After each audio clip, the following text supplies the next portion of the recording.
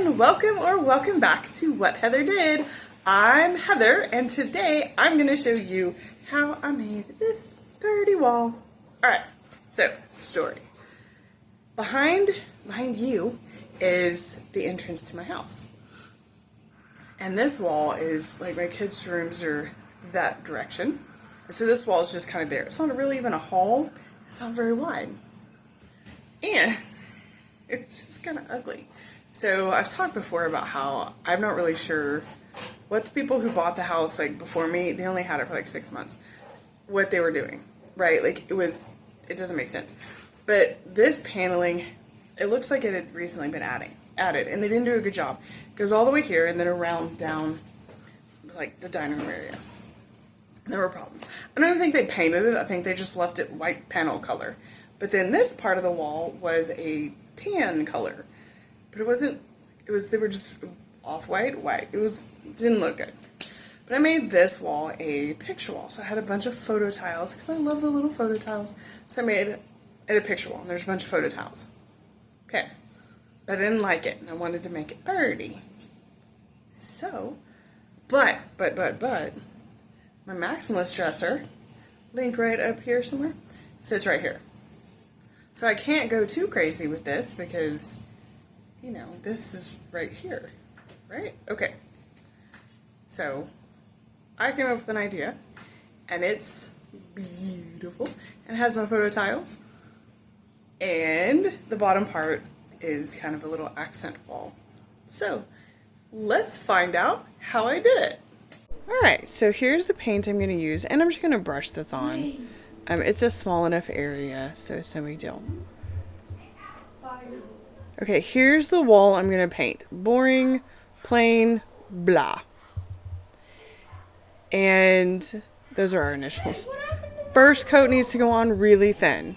You do not want to do heavy coats for your first one. So nice thin coat. And this is after the second coat. I didn't record me painting because that's boring.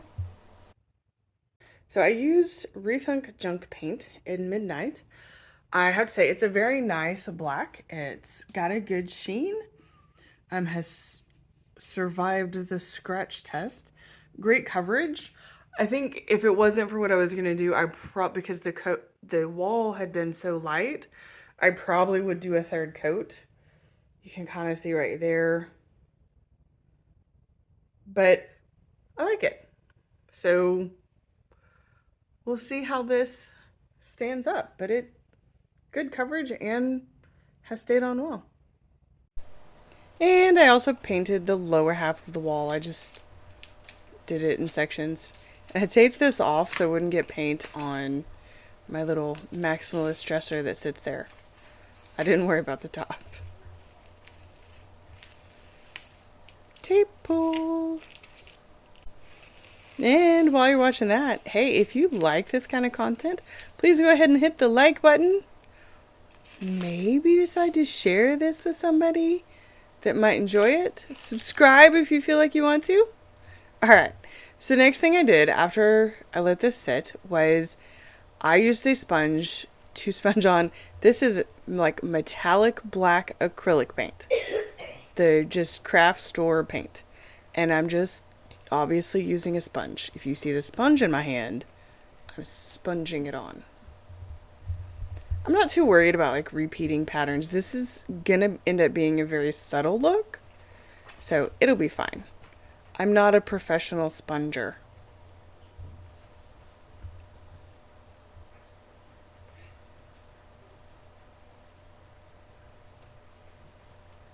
Although you wouldn't know it, like, look at me, I'm killing it.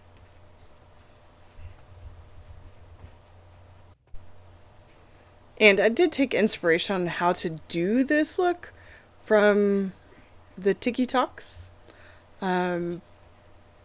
But like, they were professionals and used high-end expensive stuff, and I'm not. But I think it looks pretty good. So after I let that dry, I stenciled on with black paint, which is hard to see how that's going because I'm stenciling with black paint on top of a shimmery black paint over the exact same shade of black paint. Yep. This was like a just hope it works out kind of situation. Also, overall for this wall, nothing took a long time to do. There was so much time in between all the steps that this did take me like several months to create. I just wanted to make sure everything was completely cured. Just kidding. I just worked on this whenever I felt like I had enough time. I didn't stress. No support for my children? Should be fine. Fingers crossed. I love it.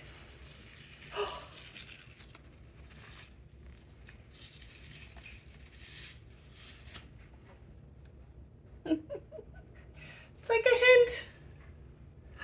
A hint of a feather. In the end, for some texture, I added some kind of salt wash, I forget which brand, but it doesn't matter, to the black paint. And just did this little section, and I'm wiping off if I got it anywhere I didn't want it. So I just did that going around, and it looks really light, but it dries okay. Okay, so I can't even begin to tell you how much I love it.